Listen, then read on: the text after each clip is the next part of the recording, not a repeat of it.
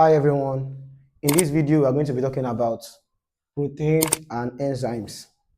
Proteins are organic substances that are composed of amino acids that is linked together by a peptide bond. I said proteins are macromolecules, they are organic compounds, they are macromolecules that is composed of amino acids that is linked together by amino acid linked together by a peptide bond. So we know our amino acid, it is composed of a you have an amine group with our C to R or CH to R, then COOH. So this is our general form of our amino acid.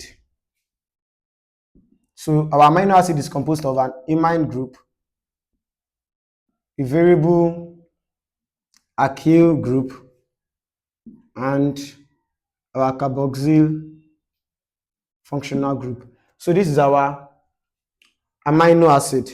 So protein are just substances that are formed from the reaction of different amino acids, which is linked together by it is linked together by a peptide bond. So like for example, you have something of this nature.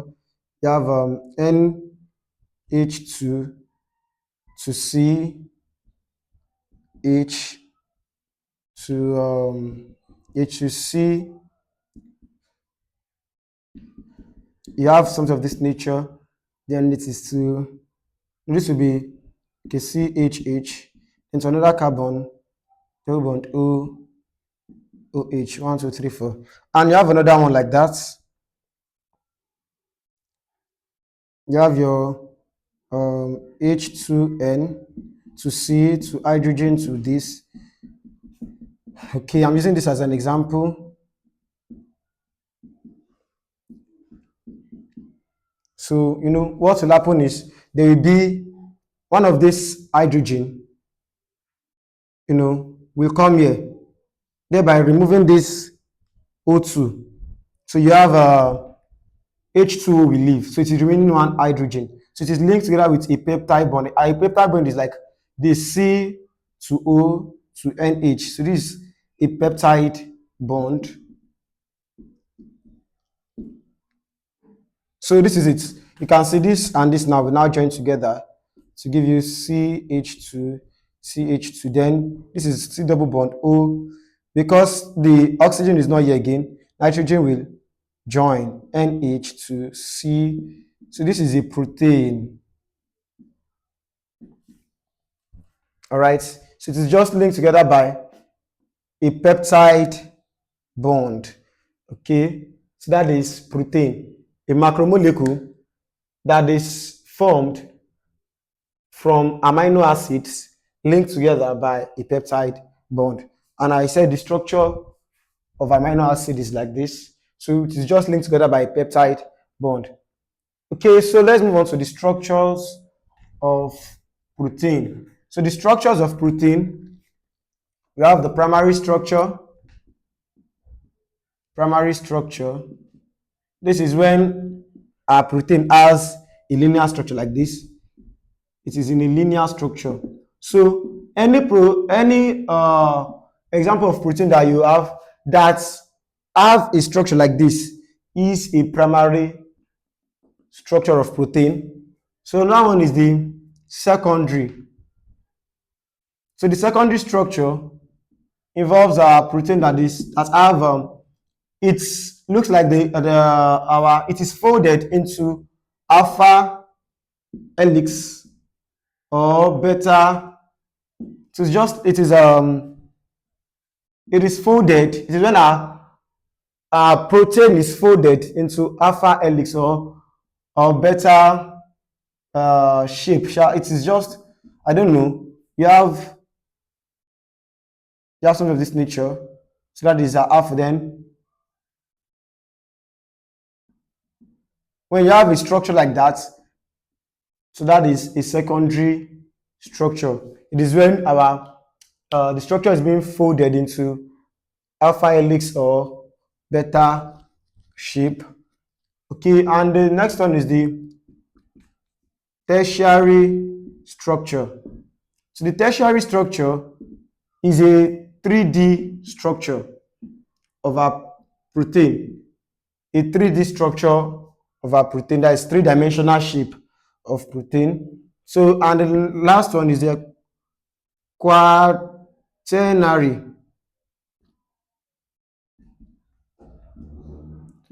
structure. So the quaternary structure is when you have three or more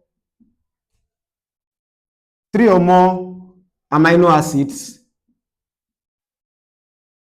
So in quaternary structure, you have three or more peptide, because if this is connected, another one you still have another CONH. You have it like that. So you have two or more peptide bond. So you have two or more peptide bond in the quaternary structure. So don't forget, I said the primary structure is just a linear shape, while the secondary structure will be linked in a alpha helix or beta shape, and the third one is the tertiary structure, which is our 3D structure, three-dimensional structure. And quaternary structure is when you have three or more amino acids. That is three or more amino acids that is linked together by two or more peptide bond. All right, so let's move on to the hydrolysis of protein. Hydrolysis of protein.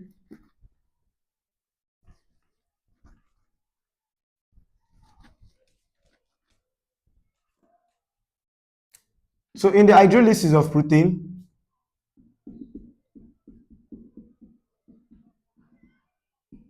hydrolysis is the breaking down of a substance. Okay, so the breaking down of a substance using maybe water, acids, base. But in protein now, in the hydrolysis of protein, we break down this involves the breakdown of protein to form, we are using to form amino acid and maybe an alkyl group or whatever. So the thing is, we are breaking the peptide bond using an acid or base or an enzyme. So we can use acid, base, or an enzyme to break our protein. So when you have a protein, you're acting with acid to form amino acid, different amino acids. So that is hydrolysis of protein. I said we can use acid. So this one is acid hydrolysis. When you use acid to break it down, that is acid hydrolysis. When you use base, that is base hydrolysis.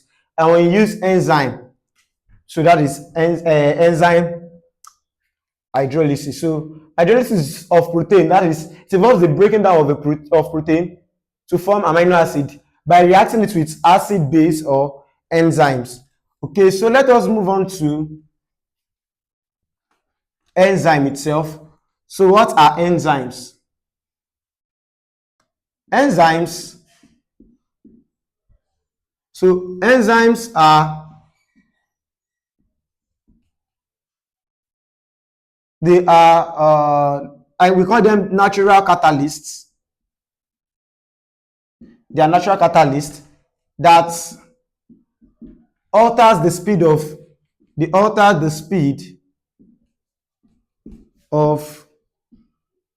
biochemical reaction.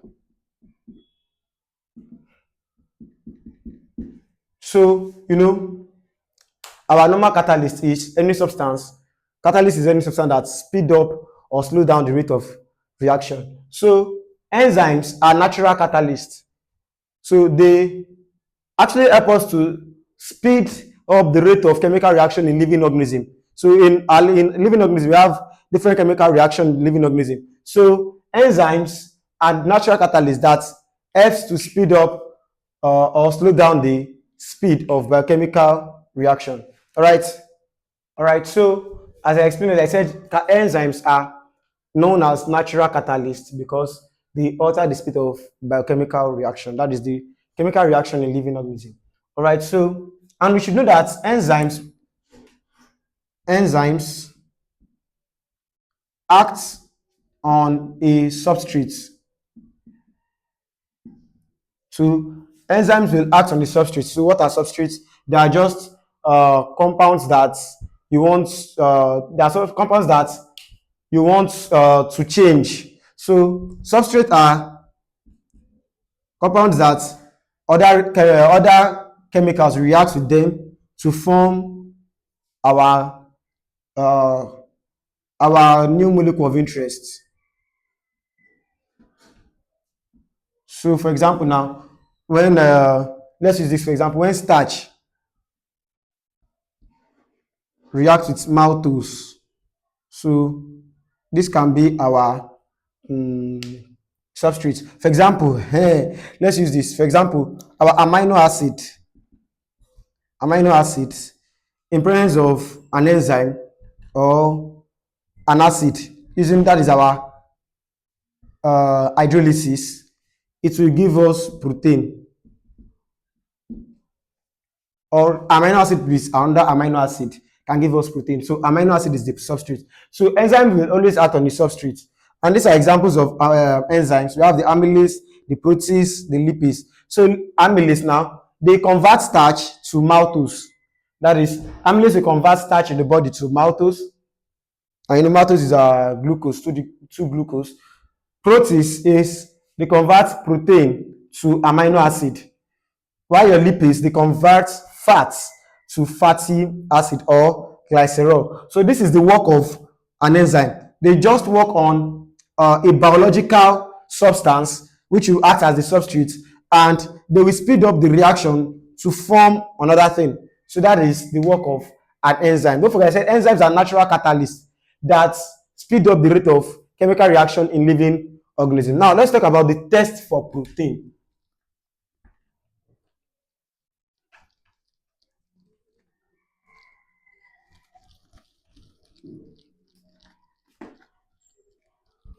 All right.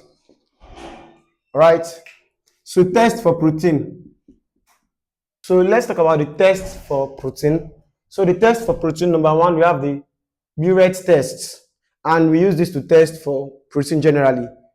So, and the reagent is, we are using sodium hydroxide with copper 2 tetraoxosulfate 6.